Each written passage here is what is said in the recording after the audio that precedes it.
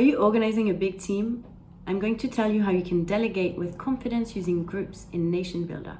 With groups, you can give your team access to the right people and the right tools and nothing more. And the reason why it matters is you can protect privacy by only showing what is needed. You can keep teams focused by only showing what is relevant. And you can reduce mistakes because there is no risk of posting from the wrong broadcaster or editing the wrong website. Let's take a look at the control panel. If I want to create a group, what I'll do is I'll go to the People section, then the Control Panel Users section, the Groups tab, and from here, I can create a group. Now, what I want to do is create a group for my local leads. And what I want is for them to be able to access their local supporters. So I'll create a list and assign this list to that group.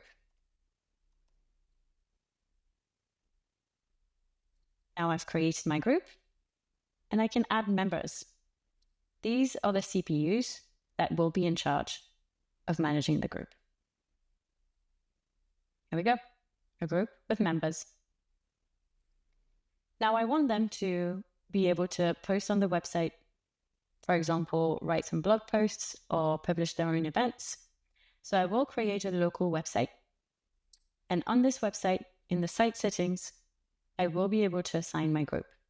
So I'll go to Assign Website Management to specific groups, select my group, and that's it. Now, I want them to also be able to communicate with their local supporters. So I'll create a broadcaster for the local group.